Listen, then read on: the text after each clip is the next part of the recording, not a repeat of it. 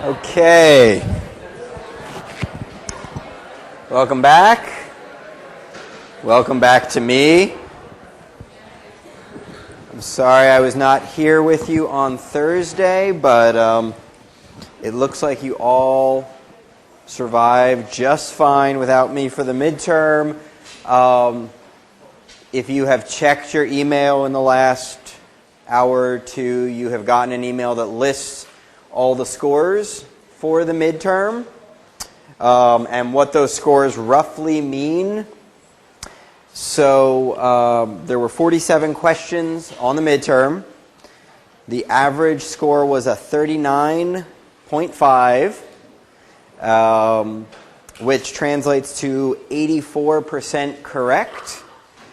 A number of you, a small number, but a number of you got perfect scores. 4 of you got perfect scores.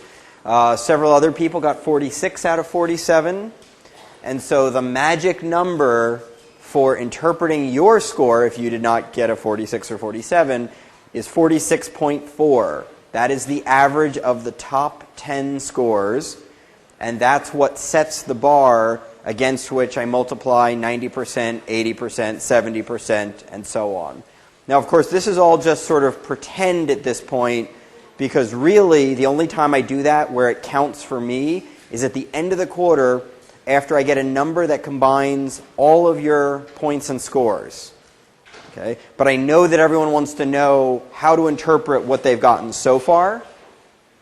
And so in that I gave you approximately, if this was the only thing that counted towards your grades, and I had to give you a grade based only on this exam, okay, a 42 puts you in the A range. That means A minus A plus. That's the A range. 42 puts you in the A range. 37 in the B range. That's B minus B, B plus. 32 puts you in the C range. And 28 puts you in the D range. I am not today going to go over the answers to any of the specific questions for a couple of reasons. The most important of which is that there are still 3 people who haven't taken the exam. So going over the hardest questions that the most people got wrong in here would not be exactly fair. The way the procedure works, if you think that you might have had your exam misgraded, or if you think that there was a question that wasn't fair, that there was some answer that really was right, presumably the one you put and got marked wrong, there's sort of a 2-step procedure that's involved. The first thing you should do is go to your TA's office hours in the coming week. So your TAs today they have copies of the exams, and they have a sheet that lists what every single person in the class put for every single answer. Okay, so they have a sheet where they can look you up by ID number and say, these are the 5 you got wrong, here's the answer you put, and then the right answer was this. So you can look at that, cross-reference them, and talk with your TA about the ones that were marked wrong. So if you think that we erred in terms of deciding what the correct answer was, okay, discuss it with your TA. I'm pretty confident on this exam that we don't have any items where we're going to need to accept other answers. We went to some length to make sure that that wouldn't be the case, but it does happen from time to time, and I'm fine with that if that does happen. But talk about that with your TA, and hopefully you'll be satisfied from that conversation. If not, the next step is to come see me, okay, and then we can talk about it. And I have been convinced by students before to accept another answer, but it is a relatively rare event. The other thing that might happen is that you might think that something was mismarked on your exam itself, like you had a stray pencil mark. Okay, that might have made it look like you answered something that you would not have wanted to have answered. I will be keeping all of the scantrons. Okay? So after you go and meet with your TA to go over the exam itself, if you are looking at an answer going, I never would have put that answer, that might mean that the scantron has a mismarking, then you should come see me. Okay, so first step, go see your TAs in the next week. If there are remaining issues, come see me next week during office hours. This Wednesday is Veterans Day. There will not be office hours for me this Wednesday. Let's see. Any questions about sort of those midterm related issues at this point? Okay. If you're in the class right now and you haven't taken the exam yet, can you raise your hand? Okay. Yeah. So that might be an issue also. It might just be that the 3 people, well, one of them I know, 2 of them are taking an exam on Thursday, but there's 2 others who I don't know who they are. It's difficult for me to figure out, and my guess is those folks are probably just dropping the class, and we'll know that in a week. Once that's been done, I will take a few minutes to go over the 3 or 4 questions that fewer than half of the people in the class got right. I do like to go through those so people get a clear understanding, but I don't want to do that yet until I know that everyone who's taking the exam has taken it. The one other thing I want to discuss with you is attendance. Okay. So I was thinking about taking attendance now because we're at the beginning of the second half, but I was also thinking about just dropping the attendance requirement.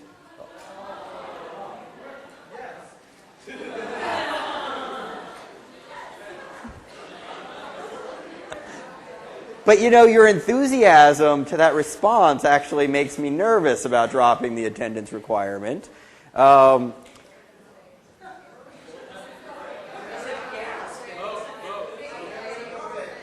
Okay, I'm going to take 2 votes here, 2 different votes. First vote, how many of you want me to drop that and put those 2 points into your section grade, which is where they've always been before? Raise your hands if you want the 2 percentage points. Okay, so in the past, it's always been 40, 40, 20. 40 midterm, 40 final, 20% on section. This year, it's 40, 40, 18, and 2. So what I'm suggesting is those 2% would go into your section grade. Raise your hands if you would want the 2% to go into your section grade rather than to be something that's taken by attendance. Okay. How many of you would prefer to keep attendance being where you get those 2 points? Interesting. And now, if you're not here right now and you want to vote, sorry. Okay, well, all right. Then I don't need to ask the second question. We're good. Okay, so any other procedural issues before we get back to business? And by getting back to business, I mean closing your eyes. What's that? I am not taking attendance today. I only threatened to take attendance today. That's what I just said. You can go listen to the video.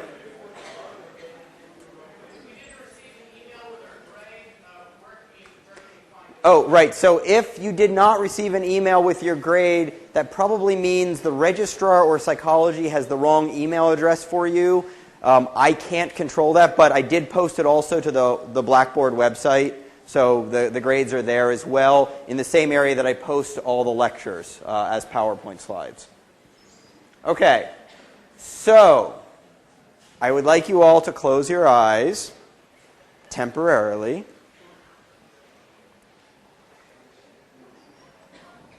And what I would like you to think about is the people that you're friends with, okay, and how good of a friend are you to those people that you're friends with. Okay, so I want you to think about how good of a friend you are to your friends. Okay, so you should sort of have that in mind now. And I'm going to ask you a series of questions, and I want you to raise your hand if what I ask you is true, and then keep your hand up until I say something that isn't true for you. The videotape is on me. You are not in the videotape. Close your eyes. Cheaters. Okay. Everyone's got their eyes closed. You're thinking about how good of a friend you are to your friends, and very simple question. Okay? Are you a better friend to your friends than at least 10% of random people out in the world? And let me reparse that for you. Don't raise your hands yet. What I'm asking is, do you think you're a better friend compared to how much other people random people out there are good friends to their friends? So are you at least as good a friend to your friends as 10% of the people in the world? Raise your hands if you're at least as good as 10%. Okay, and if you don't have your hand up right now, I am tempted to come around and tickle you, because your eyes are closed. Okay, so you better get your hands up if you think you're at least as good a friend to your friends as all but 10 or at least 10% of the population. Okay, now keep your hands up. Now, are you as good a friend to your friends as 20% of the population? If that is also true of you, keep your hands up. Okay, are you at least as good a friend to your friend as 30% of the population? Okay, keep your hands up. 40%. Keep your hands up. 50%. Keep your hands up. Keep them up. Keep them up, and keep them up while you are opening your eyes. Keep your hands up. Open your eyes. Look around. Hold on. We'll get back to you. Okay? Keep your hands up now. So everyone who has their hands up thinks they're at least as good a friend to their friends as 50% of other people are to their friends. Let's go a little further. How many keep their hands up for 60%? Oh, it's amazing. As soon as you open your eyes and look around, people start dropping them. Okay, so you can put them all down. Okay, so what I can tell you is, of people who ever put their hands up, because some of you never put your hands up. Okay, but for those of you who put your hands up, I would say 95% of you left your hands up through 50%. Okay, now, I'm not a mathematician. I'm not really a statistician either, although I use statistics in what I do. But what I can tell you is, it's impossible for 95% of you to be better friends to your friends than 50% of other people. Okay? The question was, are you a better friend to your friends than other people are to their friends? Okay, so how good of a friend do you think you are to your friends? No, I don't care what you thought. I'm asking you now, what percentage of people do you think you're a better friend to than other people are? What percentage? Yeah. So like, you're so good of a friend to your friends. What percentage of people do you think that you're better at being a friend than other folks are better than being a friend? Well, if you have divided the groups into people and their friends. No. What I'm asking is, are you a better friend to your friends than she is to her friends? And she is to her friends, and he is to his friends. Oh, but people estimate things like that all the time. People estimate how smart they think they are relative to other people, how athletic they are relative to other people. People make sense of these things all the time and have no problem answering. And maybe that particular one is difficult for you to answer, but what I can tell you is hundreds of thousands of people have answered questions like this, and they always do exactly what all of you just did. They always do the same thing. Typically what you get is 75, 80% of people thinking they're better than 75 or 80% of people on almost any characteristic you can pick, whether it's friendliness, generosity, intelligence, health, happiness, likelihood to make money in their lifetimes, how long they will live. Okay? People overestimate again and again and again the likelihood that they are better on some dimension than most other people. Okay, it's one of the most replicated findings in all of psychology. You can do it with any group you want to, and if you get them to answer alone without watching what everyone else is doing, which is how we typically do our research, right? We bring someone into a testing room. so they can't watch what everyone else is doing. That's why I had you close your eyes. Okay? You always get the same effect. Okay? Everyone thinks that on most dimensions, not everyone, most people think on most dimensions they're better than average. So Garrison Keillor had a radio show for years and years called Lake Wobegon, and he used to refer to Lake Wobegon as the place where everyone is better than average, which of course is a statistical impossibility, but if you're making up a radio show about a place that doesn't exist, you can make up things like that and have them be true for that imaginary made-up place. The problem is that it also seems to be true for this non-imaginary place, and it's true no matter sort of how you constrain who you're comparing yourselves to as well. You might say, well, it's not fair to compare yourself to everyone. It doesn't matter if you say everyone in the world, everyone in the United States, everyone who's the same age as you, everyone who's a student at UCLA. You typically get these same effects over and over and over again. And Shelley Taylor, who's a professor at UCLA, a very, very distinguished professor at UCLA, referred to these as positive illusions that we hold about ourselves.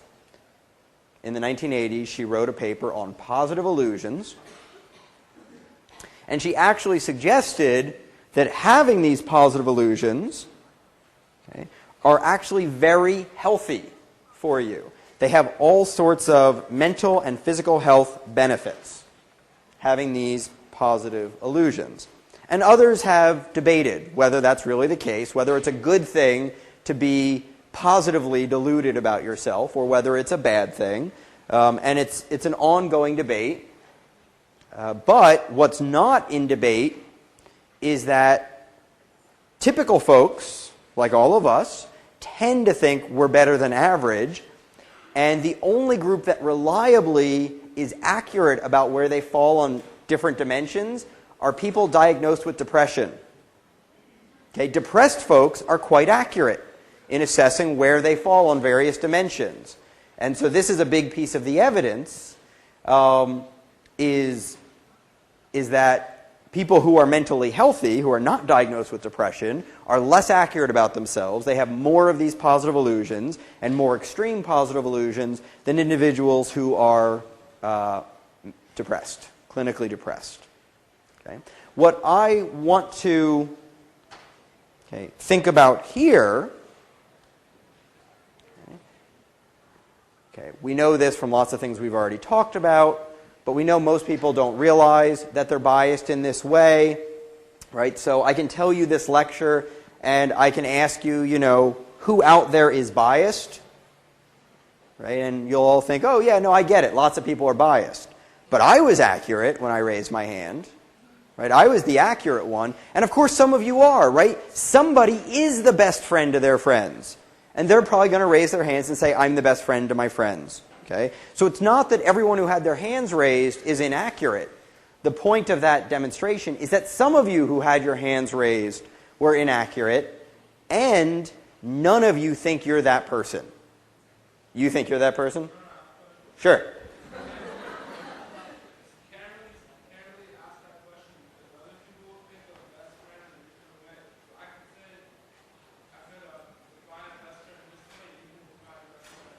Yeah, but we all care about who's good friends to their friends, right? Don't you want to have friends that are good friends to you? Right? So we all take these things that are relatively subjective, and we have ways of sort of saying, okay, this is what matters. And we're going to come back to your point in a few minutes. Your point's a valid one, and we'll come back to it in a few minutes. It's on a slide in maybe 2 slides. So if I haven't addressed what you've said then, raise your hand again. Okay. All right. So most people are biased. Most people don't know they're biased. Okay, that sounds like hypothesis 3. We don't know what we don't know. And so what I want to ask you is, why is it, that people might give these biased, positive answers about themselves? Why is it that most people think they're better at most things most of the time? Okay, and there's not one answer. There's actually probably 6 or 7 different answers here. But I want to get your feedback from why you think it is that most people might be mistaken about this. Yeah. It gives you a sense of confidence. So it makes you feel better about yourself to think that you're better than other folks about whatever it is that you're thinking about. Yep, that's a good one. What else? Elevator logic. You have your standard of what you think being a good friend means, Mm-hmm. and therefore you apply that standard to your behavior, and other people don't have the same standard you do. Right, so this is a similar point to the one that was made back there, and this is a great answer. This is one of the big reasons why we show these positive illusions, and I'll come back to that. But there's a bunch of others. Why else? We don't want to think of ourselves as bad people, right? Why would it matter if you thought of yourself as a bad person or a good person? You are the person you are, right? And yet it matters to us whether or not we think we're good or bad. That's a strange thing. So it's less about just sort of being who you are and knowing who you are, and more about not wanting to feel bad because you might know something negative about yourself. Okay. What else?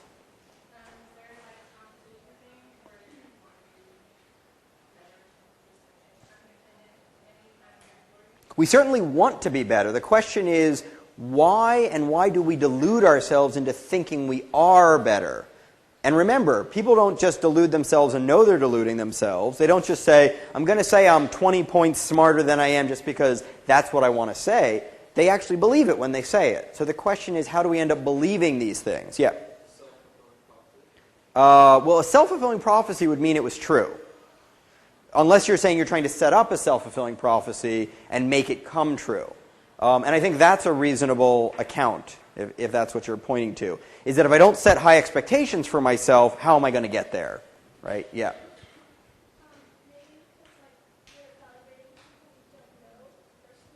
So we're evaluating information that's hard to assess because we don't know all those people.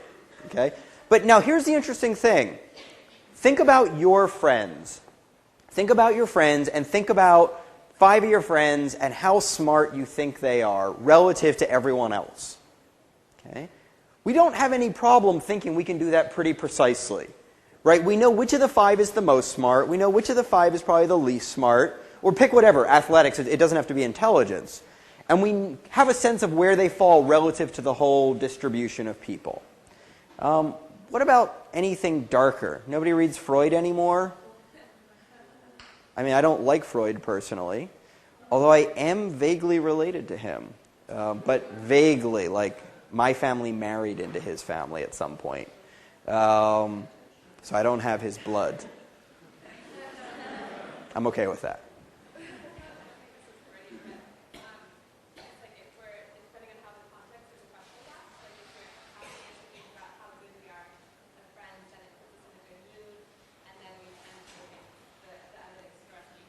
Oh, that's good. I hadn't thought of that one before. And I asked the question a little differently this time than I do, but I had you thinking about you and your friends, which might put you in a positive mood. And when you're in a positive mood, you might make more positive estimates. You're sort of priming a positivity response. I think that's a really great answer. Now, I could do this in such a way that I didn't prime that, and you'd still get the effect. But given the way I actually did it, I think that's a really, really nice answer. So Freud basically said you have these little demons running around in your head, and they're your unconscious, and they're trying to protect you from knowing the dark truth about yourself. Right? So there's lots of things that a lot of people think our unconscious prevents us from knowing about ourselves because it would be too painful. So it's not just about our conscious desire to see ourselves positively, but it's about this sort of inborn, sort of unconscious demon we have that's always sort of shielding us from knowing the nasty truths about ourselves. Okay? There's also other issues. So you folks are mostly focusing on what went on at the moment that I asked you the question. Okay? But a lot of the answer has to do with what happened in the years of your life leading up to that moment. See, one of the reasons you might think you're better at things than sort of statistical data would actually suggest you are is because we don't, as a society, give a whole lot of negative feedback to people. Okay? So when you were little, if you're like most kids in most families, your parents and grandparents spent a lot of time telling you how awesome you were in every dimension imaginable. How cute you were, how intelligent you were, how funny you were, how athletic you were. It's going to be a little bit different for each kid. But parents tend to give a lot of effusive feedback. Okay? And more, teachers are kind of restricted from giving negative feedback. There's this big movement that we'll come back to at the end of lecture about enhancing self-esteem. Right? So there's the thing where, if you play like Little League or T-ball, like every player on every team gets a trophy. Right? Like, look, it's the loser's trophy. Awesome. Because we don't want anyone to actually feel bad about not having achieved. But part of the consequence of never giving negative feedback is that people don't have accurate feedback. Okay? So there's a bunch of different explanations. Okay. We have more insights into our own attempts to be a good friend. That's another one. So we can very vividly imagine the things we've done to be a good friend, but it's harder to imagine what the random masses ever did that was nice to their friends. Okay. This last one here, though, is the one that was actually brought up first. And actually, that one almost never gets brought up by the class. So I think that was particularly nice that that got brought up. But one of the sort of tricks of this is that each of you defined for yourself what it means to be a good friend. Okay? So, what are the different definitions we might give of being a good friend? Raise your hand and let me know what's the most important quality someone can have to be a good friend. Loyal. What else? Loyal, honesty. What? Trust. Acceptance. Compassion. What else? Yeah, having fun together is never one of the first 5 things people list for being a good friend. Every time I do this, I'm always amazed that people sort of say all these really serious, like, they must be loyal, they must always be at my side. And like, no one ever says, like, fun drinking buddy. Like, that's always like number 9 on the list of things that people come up with. Do they have a truck? Will they help you move? Yeah, that's right. Right? So there's all these different things that we care about. Make me laugh. Fun to go out with. Good wingman at a club, right? I mean, whatever it is, right? There's all these different things that we care about. But the critical thing is, whichever one you thought of when I asked you what's your most important dimension, you have that quality in spades. That's the thing, is that each of you probably generated an answer for what's the most important quality for a friend to have that you have. So the game is already up. Because if you defined what makes a good friend in terms of the specific quality that you have that you're using to define friendship, you probably are better than most people on that specific dimension.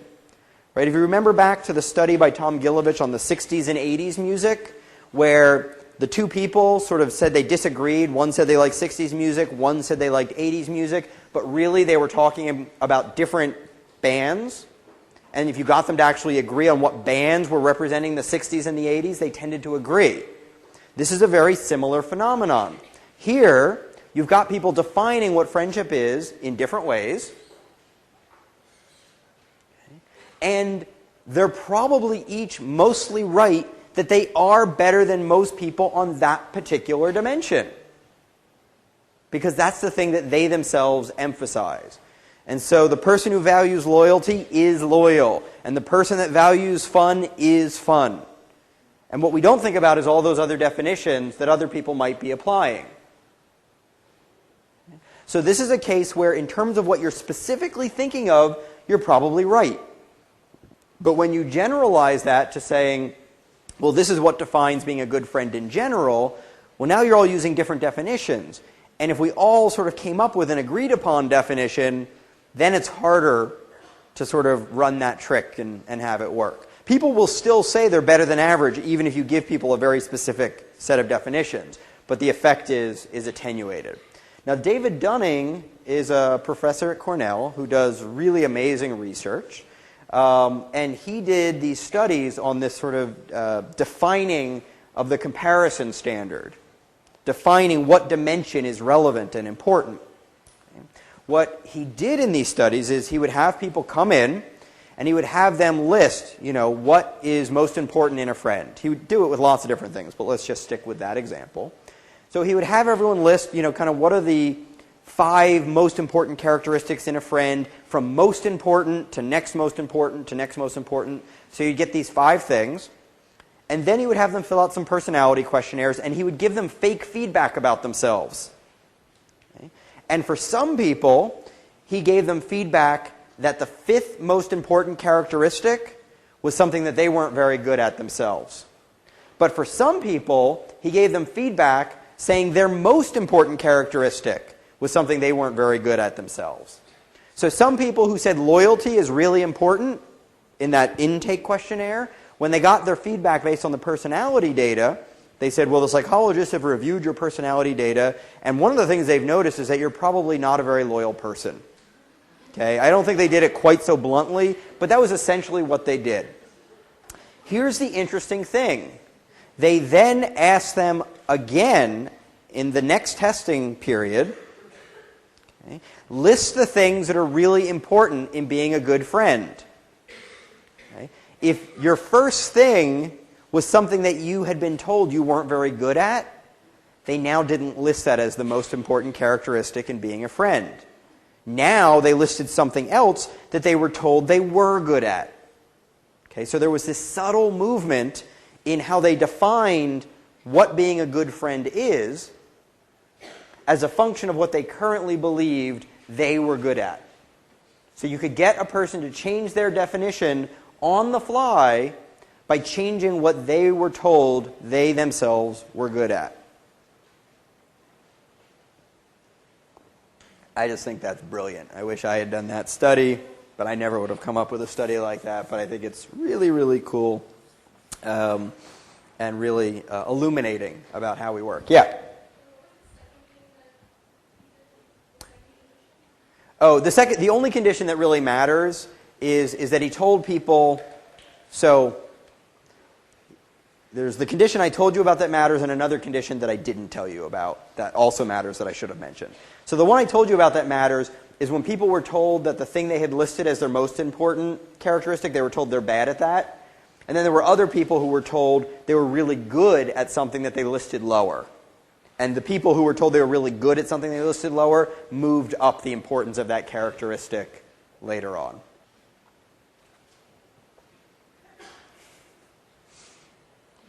There's a guy who's sort of been circling around, checking out the classroom. He stood back there, and then he was just looking in from over here. He's welcome, but I don't know what's going on. All right, so I want to talk about some empirical research on what are referred to as self-serving biases, and positive illusions are all self-serving biases. So a self-serving bias is essentially some cognition, some way of thinking or seeing the world that benefits you to see it a certain way. So one of the classic early self-serving biases, and back then they were also referred to as egocentric biases, was done by Ross and Sicoli. This is not Lee Ross, the one I've talked about a lot in here. This is Michael Ross. And up until last year, I assumed Michael and Lee Ross were brothers, but it turns out no relation whatsoever. So really different Ross altogether. And in this study, they had couples come in, okay, and they rated sort of what percentage responsibility they and their partners each took for 20 different sort of household tasks. Taking out the trash, doing the dishes, all the different things that you might have to take care of, sweeping. Okay? What percentage of the work do you do? What percentage of the work does your partner do on each of these 20 tasks? And what they found is that on average, subjects thought they were more responsible for handling 16 of the 20 tasks. Okay. Which of course is impossible. Okay. If one of them said 16 accurately, the other one would have to say 4 to be accurate. Okay. And then that would average out to 10. So the average should be 10 if nobody is biased. And they don't have to figure out in this study who's telling the truth. It's just not possible for, on average, each person in the pair to be more responsible for 16 of the 20 chores. Okay? And so the other thing, so there's sort of a couple of different ways that you can understand why this might have happened. Why do you get this kind of effect? There are both cognitive explanations and motivational explanations. And for years, this was a huge debate within social psychology. Whether or not these kinds of biases, these positive illusions, these self-serving biases, are they the result of just the way our mind processes information? Or is it something about the way that we're motivated to see ourselves more positively? So the motivational side is easy to see. Okay? I want to think that I'm a responsible member of the pair, and so I feel better about myself if I can tell myself that I'm responsible for 16 of the 20. Right? I'm a better person if I'm that person. So you can see why people might be motivated to have this position. Okay? The other side is a little harder to see, and this is the cognitive side, the informational side. And one of the explanations they gave in this particular paper was that people were better able at remembering their own behavior than their partner's behavior. See, let's say you mentally go inside your head and you say, okay, I'm going to think of all the times that I've seen myself do these chores, and I'm going to think of all the times I've seen my partner do these chores. And that might seem like a legitimate kind of scientific way to approach the question. The problem is that you're always there watching yourself when you do the chores, and you're not always there when your partner is doing the chores. So you have a different database of information for yourself than you do for your partner. Okay? So if you just go through and honestly as you can think of all the times that you've seen yourself do chores and all the time that you've seen your partners do chores, you're going to come up with a biased answer that makes you look better. And you can do that with no motivation to see yourself in a positive light. It's just the fact of how you sought out the information in what wasn't really a fair database to be considering. Your memory for you versus your partner. Okay? So this would be a purely cognitive account that doesn't require us thinking that a person wants to see themselves in a positive light. And I think this is very important. This is striking. The fact that something that looks clearly and purely motivational could be the result of just the way our information processing in our mind works was a very powerful statement. A hard pill to swallow, I think, but a very powerful statement in the early 80s and kind of throughout the 80s.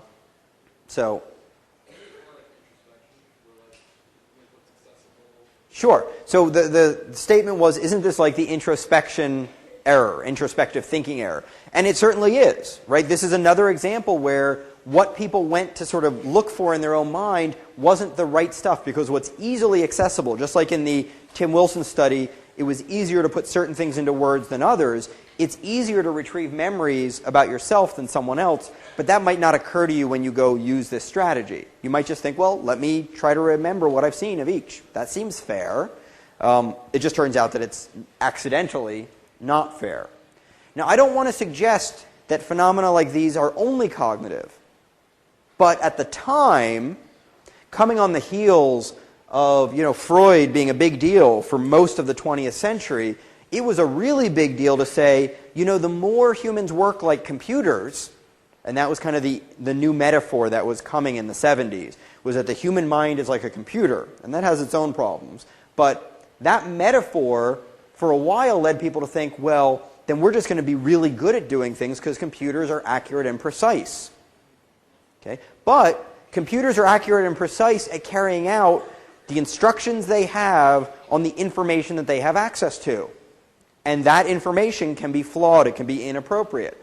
And so you can have a system that has no motivational bias that produces biased outputs. So that was a pretty big deal. At the same time, there is really strong evidence for motivational components to phenomena like these. So for instance, if I make you fail at a task, and I'm not going to show you a study on this, but I'll just mention it in passing. If I make you fail at a task, you will show a bigger overestimate here than if I don't make you fail at a task. Why? Because you're trying to make yourself feel better at some level. So you can't explain that one in the cognitive terms so easily. But I want to show you a study that is also motivational, that's a sort of newer, flashier study that really can't be explained cognitively as far as I can tell. So this is a study that Nick Epley did. And Nick Epley is at University of Chicago Business School, and he was a student of David Dunning, who did the standard of comparison stuff, and Tom Gilovich, who did the 60s and 80s music stuff. Oh, it all goes together. Okay. In this study, each subject had a picture of them taken, and that's this picture here in the middle. And that picture was morphed together with what was decided to be an attractive and unattractive face. Okay? And so your picture as a subject gets morphed, so your actual picture is here in the middle, and then here's a picture with you and 10% of the more attractive person, 20%, so on, up to 50%. And then they do the same thing in the other direction. And the study is incredibly simple. You're presented with these faces in some random configuration,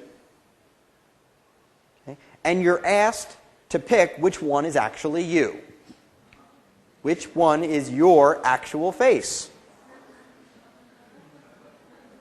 Okay.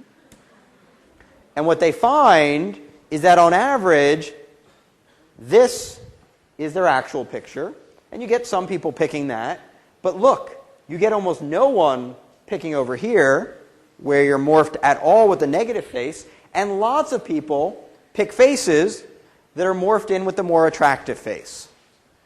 Okay, so these people are literally just saying, that's me. And it's not. It's them plus an attractive face morphed in. Okay, and we giggle at this, but those people are you. Yep, that's funny too. Okay, so I want to spend some more time talking about kind of the motivational side of self-processing. Okay? And specifically, kind of the major topic for today's lecture is self-esteem, which is sort of the most fundamental motivational aspect of the self. How much do we like ourselves? Okay? Self-esteem literally means esteem for the self, and esteem literally means to regard with respect. So it's how much do you like yourself, how much do you respect yourself, and if you ever take a self-esteem questionnaire, these are exactly the kinds of questions you get. How much do you value yourself? Okay, this is bizarre. It's bizarre that we have an opinion about ourselves. First of all, we're the last person who should be, asked to generate an opinion of our own worth. Right? That's like, going to a player on any team and saying, how good is your team? And taking that as like a meaningful estimate of anything other than just what the player wants to say or hopes is true someday. Right? It's like going to all the investment banks and saying, how good of a bank are you? Right? We don't trust them to answer for themselves. We want somebody else to go in there and do the assessment. Okay, but we focus a lot on our own self-esteem. We are motivated to have high self-esteem. We're motivated to like ourselves. Which is weird, right? That's weird. We're not necessarily motivated to be a good person. We're motivated to think we're a good person. Those are not the same thing. Bad people typically think they're good people. So we're built to make sure we think we're good people. And of course, if you're built that way, then it's easy for there to be all sorts of biases that creep in motivationally to make us think we're good people. If what's important is to think you're good rather than to be good, well, that's a lot easier, right? Being good, that's hard. That takes a lot of work, a lot of effort, all the time. Thinking I'm good, I just have to trick myself once. I'm done. I'm good. Really? Yeah, see, actually very few people have low self-esteem. So there's two ways to think about low self-esteem. One is, here's everybody. So here's the people who have high self-esteem. Here's the people who are on the low end of the spectrum. Now, on any variable, you're going to get a distribution of people across the variable, and there's going to be people on the high end and the low end. So of course we can say, if we split it right at the middle, we could say half the people have high self-esteem and half the people have low self-esteem. So we could do that, and we can define that any way we want. That doesn't actually get us very far. But if instead we say, take a one-item self-esteem measure. How much do you like yourself? Okay, one item scored from 1 to 7. People who have high self-esteem will typically give themselves a 6 or a 7 on that item. People who have low self-esteem will give themselves a 4 or a 5. Almost no one says 1, 2, 3. So if we think about it in some objective sense, almost everyone says I'm at the midpoint or higher in terms of how much I like myself. So in terms of that, if we're not talking about individuals who are clinically depressed, if we're talking about sort of the normal distribution, if we're talking about this group of 300 people, 95% of the people in here would give themselves a 4 or higher, and I would guess 85% would give themselves a 5 or higher. We're built that way for one reason or another. Now there's questions, I should be cautious in my use of built, because there are debates about how culturally universal this is. And I think the evidence currently comes down on the side that it is culturally universal, but the form that it takes is different. So in America, we say, I'm great. And in in East Asian countries, there's a greater tendency to say, I'm a part of great groups. Right? So I don't have to say anything about myself. I just say I'm a part of great groups. But if you're a part of great groups, and groups are sort of the unit of analysis that your culture values, that's kind of like saying, hey, I'm great. I got into the great groups. So there's different manifestations of this sort of need for positive self-regard. But that's still out there being debated. Okay, there was another question over here? Same, okay. No? Okay. So, we know that people want to have high self-esteem. I think objectively speaking, we can say that most people have high self-esteem. And whenever I talk about low self-esteem for the rest of lecture, I'm referring to those people who give themselves 4s and 5s on a 7-point scale. I'm going to call those folks low self-esteem for the rest of the time I talk about self-esteem. But just remember, they're not really low. They're more like middle self-esteem. There's high and middle self-esteem for almost everyone. So we can ask ourselves, well, what does self-esteem do for us that we work so hard to get it? Right? We work really hard to see ourselves in a positive light. Harder than we work to be good people, I think, in a lot of cases. So what does self-esteem do for us? Any thoughts on why it's worth having self-esteem and what it gets you if you have it? What's that? So people respect you more if you have high self-esteem. I think that's right. So what do you mean by that? Like why? So, like the woman sitting next to you, if she has high self-esteem, why do you respect her more? What's that? Okay, so, we think, well, if somebody doesn't think positively of themselves, why should I think positively of them?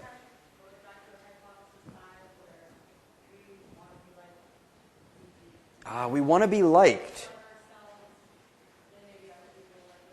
Right. So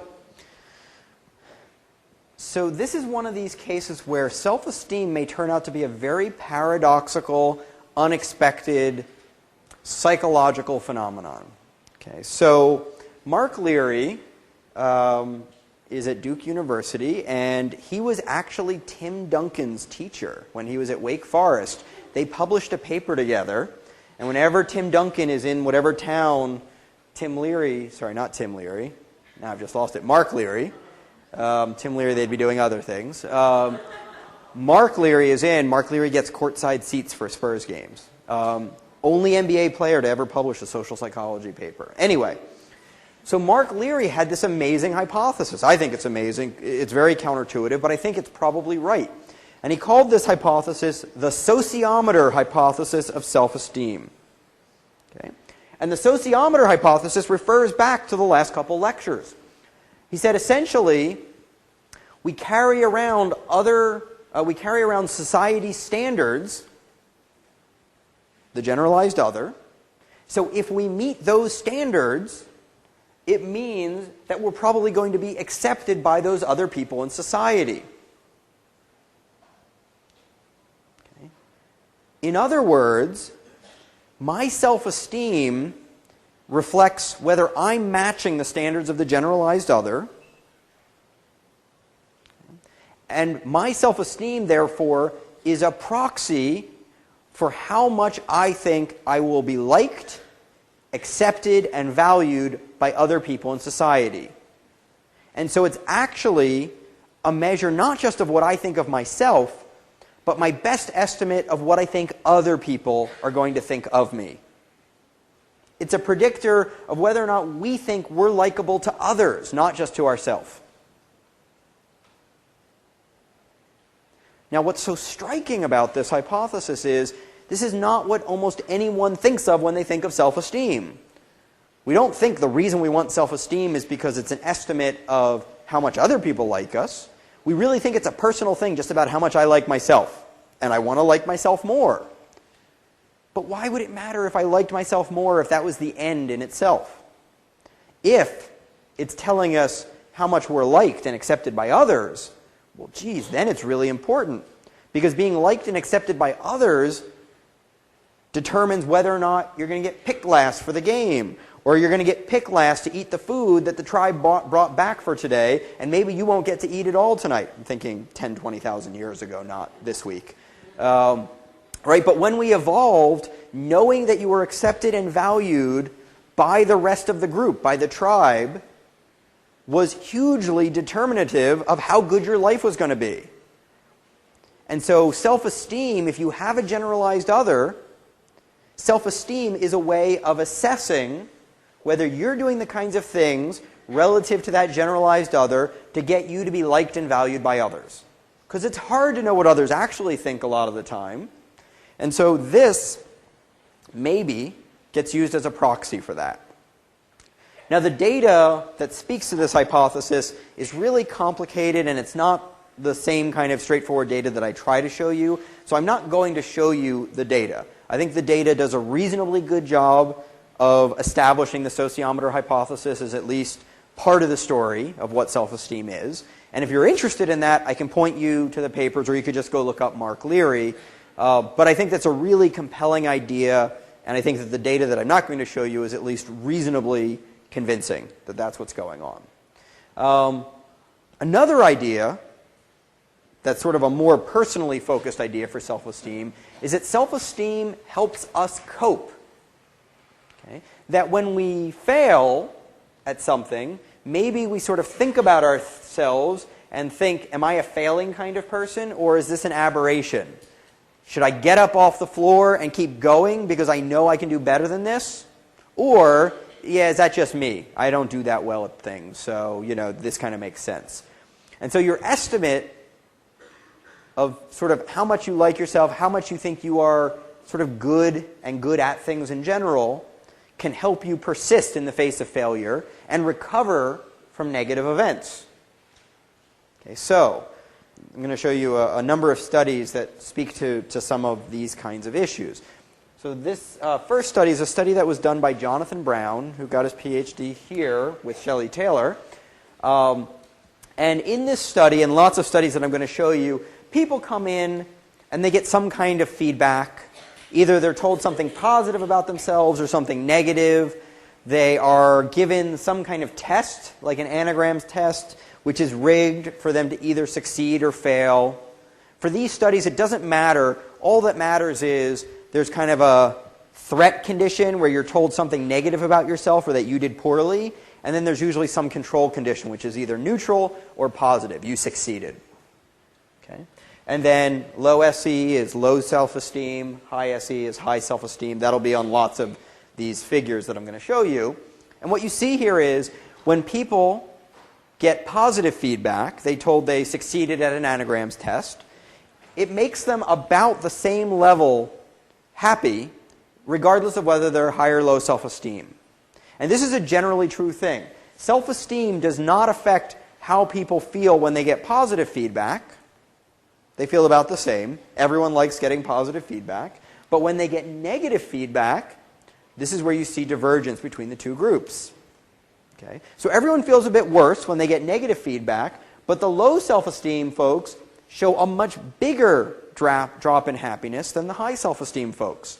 The high self-esteem folks either seem better at kind of maintaining their positive feelings or maybe at restoring them quickly. We don't know. We can't tell from this because this measure came a few minutes after they were given the negative feedback. Mm-hmm. Would self-esteem be like a buffer? That's definitely the hypothesis here. And it's one of multiple hypotheses, but the idea is that high self-esteem may buffer you against negative events, where you might just say, well, that's just one thing, but I know I'm good in general. So why should I be so concerned about sort of this one thing that happened? That's just one thing. That's a drop in the bucket.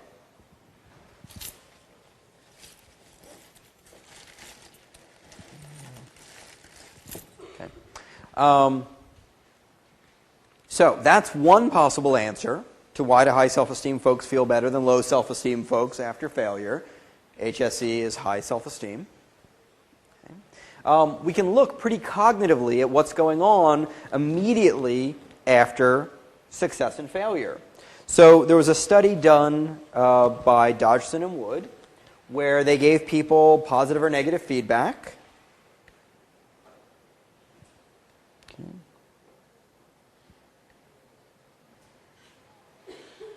And immediately after they got positive or negative feedback, they either failed at something or they didn't fail at something. They were given a reaction time task where they were shown words related to their own strengths and weaknesses. And they had to see how quickly they could recognize those. So the idea is, this gets back to the idea of accessibility. The closer something is to that line for consciousness, the faster you can respond to that thing when you see it out in the world, because it's already close to consciousness for you. Okay? So you'll recognize the word Juliet faster if I've just said Romeo compared to if I haven't just said Romeo. So if you've got something primed in your mind, you can recognize it faster out in the world.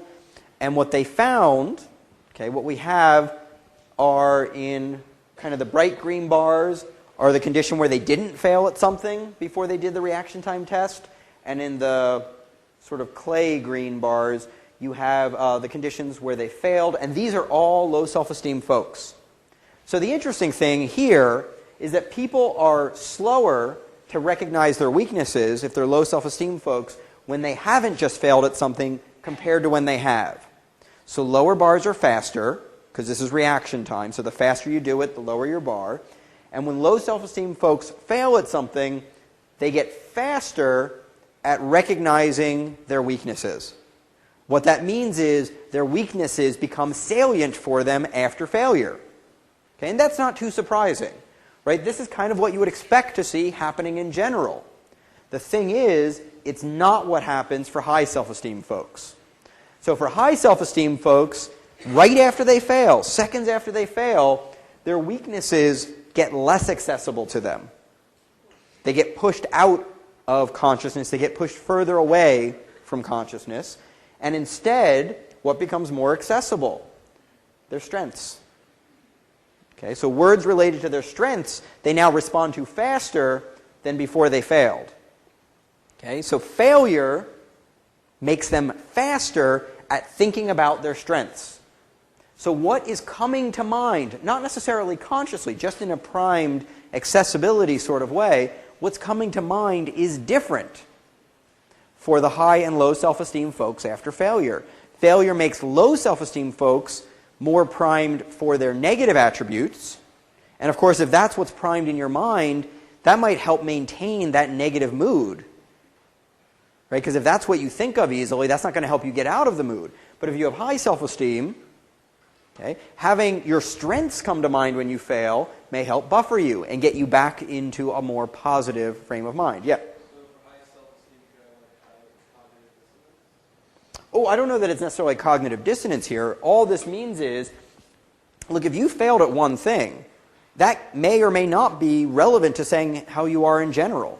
Like, we can all say objectively, who cares about failing on an anagrams test? What does that say about me?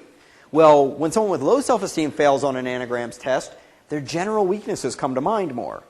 When someone with high self-esteem fails on an anagrams test, their general strengths come to mind more. So I don't think it's a dissonance phenomenon so much as just these folks are kind of built. And I really do think in this case we're talking about how they're built.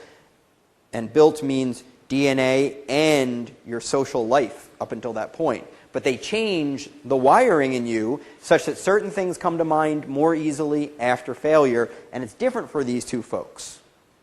So how does the high self-esteem person become a low self-esteem person? Are you wanting to? So how do I go about becoming one of these low self-esteem folks? I don't know that they do. I don't know that high self-esteem folks typically do become low self-esteem folks. So things like your self-esteem, this is, should I tell you this? Yeah, it's kind of disturbing. I heard this when I was 25, and it really kind of upset me. What does that mean? I was 25 like 40 years ago. It doesn't mean anything to you. They didn't even have color TV when I was 25. So your personality, your self-esteem, measured at age 27, is almost a perfect predictor of your personality and self-esteem at age 81. Okay, there have been studies done, longitudinal studies done, which the wrong take-home message that we took home when we found this out when we were 25 is like, we've got 2 years to fix ourselves. That's not really the message. It's probably fixed. But the idea is it's not as fixed when you're 15 as when you're 27. When you're 27, you're pretty far into the social world that you're probably going to live in for most of the rest of your life. So I don't think you get many cases of people with very high self-esteem becoming folks with very low self-esteem. Any other questions on this? Okay, so these are the conclusions from that study.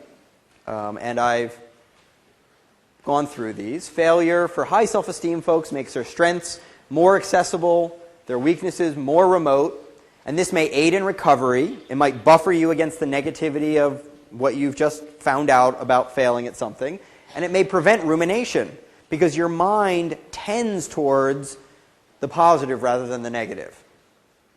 Folks with low self-esteem, their mind tends towards negative attributes of themselves, which may promote rumination, which may keep them in a more negative mood. Now, I've sort of addressed this already a bit, but I just want you to sort of think a little bit about kind of the correlational nature of what I'm showing you and the circularity of it. Okay? Is it that if you have high self-esteem, you feel better about yourself after failure than if you have low self-esteem?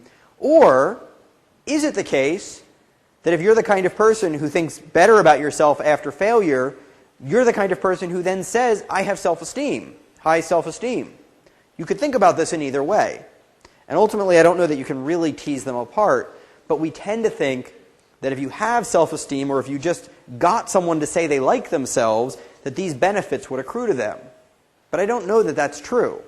My suspicion is that most people have cognitive biases like the ones shown in this Dodgson and Wood study, and it's because of these biases that we end up saying, I like myself more or less. If you're always in a good mood because you have cognitive mechanisms that support that, then when you think about yourself, you might say, I like myself more than someone who has cognitive mechanisms that tend to keep them more often in negative or neutral moods.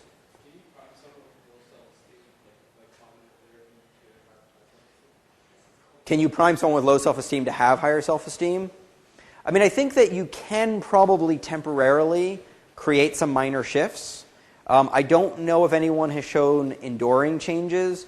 And again, it's not clear whether you just get someone to like themselves more, whether you get all the benefits that support the natural liking of oneself more. So it's a little bit, and this is sort of one of the last slides I have on here, but it's a little bit like saying, okay, I've got gas in the tank, and all these cognitive mechanisms are my gas in the tank that allow me to sort of navigate the world and feel good about myself, feel sort of like recover from negative events and things like that. But then in the car itself, I have the gas gauge that tells me how far my gas tank is, towards empty or full.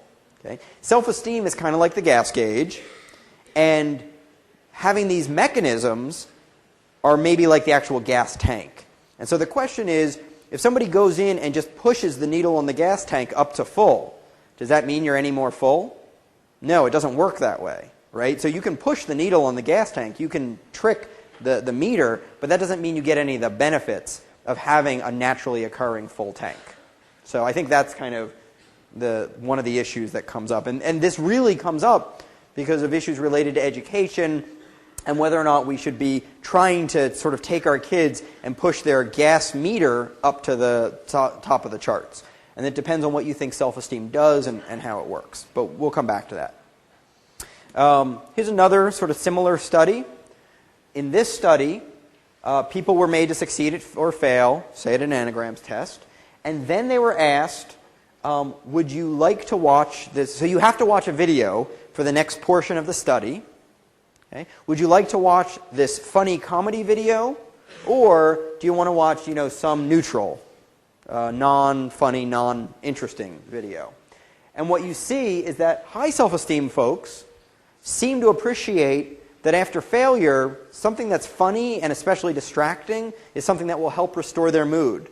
So high self-esteem folks say, give me the funny video, especially if I've just failed at something. And low self-esteem folks say, I do not want that funny video if I'm in a bad mood. Okay? They say, nope, I'm good. I'm going to stay in this negative mood right now, and don't give me anything that might get me out of it. Okay, so here is sort of this low-level choice. Here's another low-level choice that I think seems to have very similar effects. So people were given an opportunity to volunteer and help someone else after they succeeded or failed at something. And you see the same pattern here. Folks with high self-esteem seem to at least implicitly know that helping someone else is one of the best ways to make yourself feel better. Helping someone else makes you feel good. People with high self-esteem increase their volunteering rate when they fail, when they're in need of a boost. Folks with low self-esteem are less likely to help someone else when they're in a negative mood.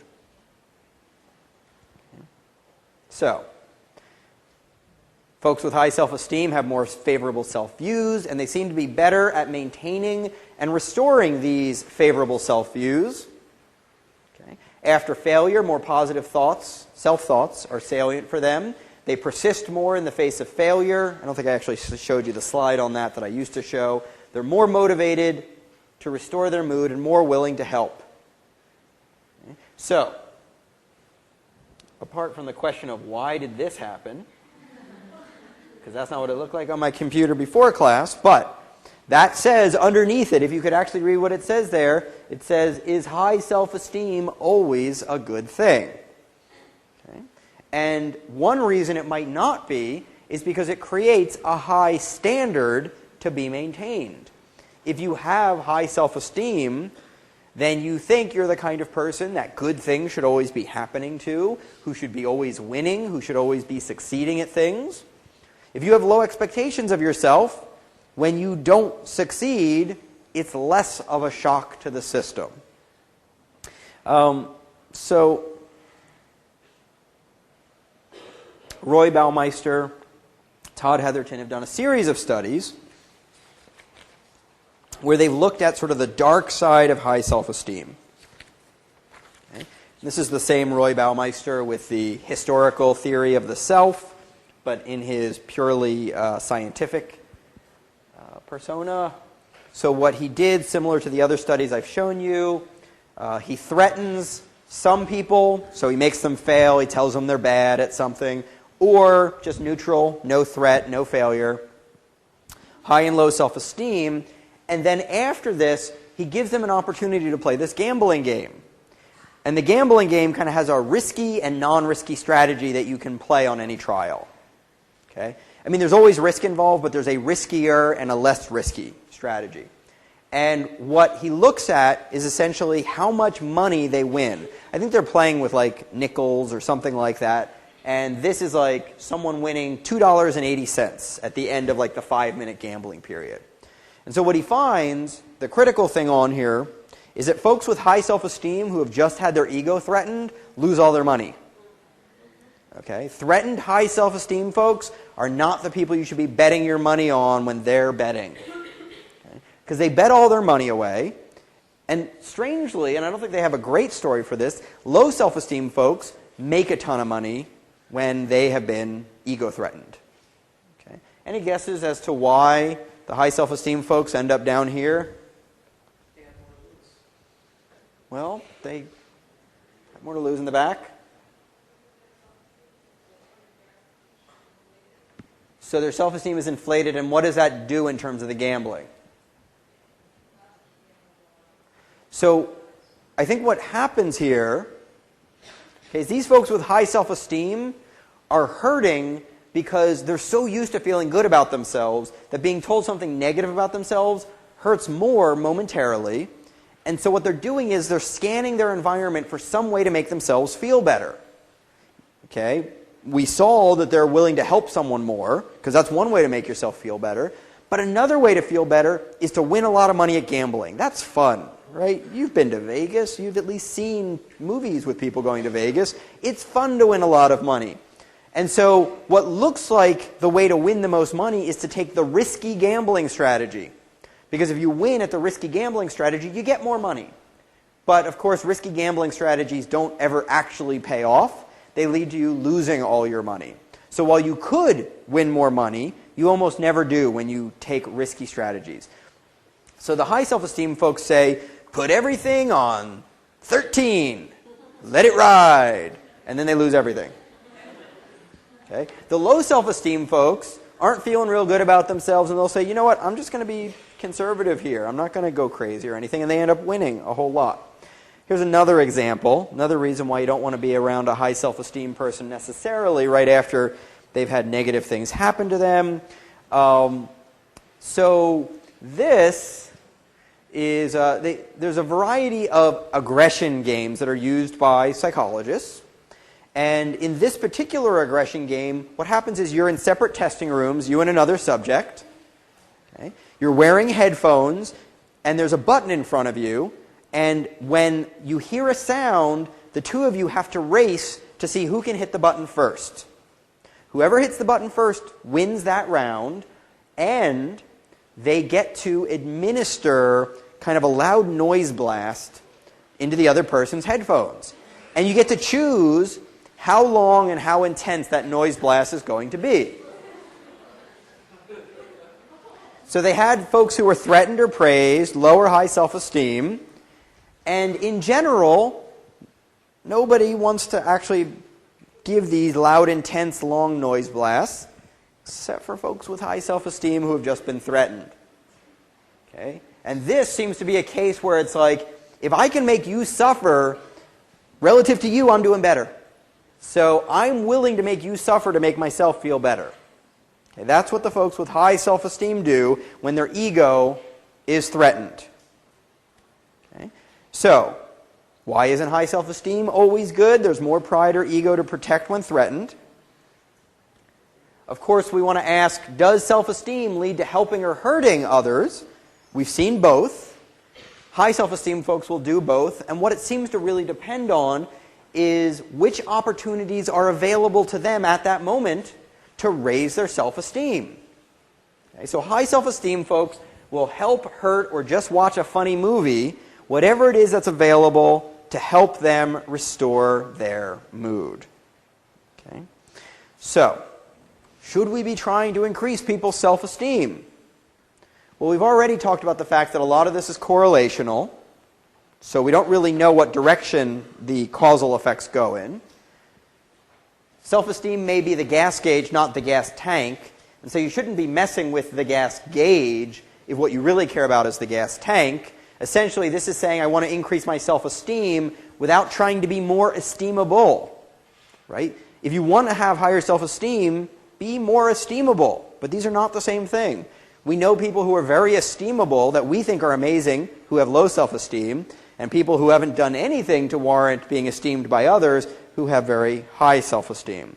So this is important because in the 1980s there was a government-led task force on increasing self-esteem. And there were all these politicians who said, we've got it. Okay? If we can increase self-esteem in our children It will improve our education, crime rate, drug abuse, teen pregnancy. It will make all these problems of society go away. Okay?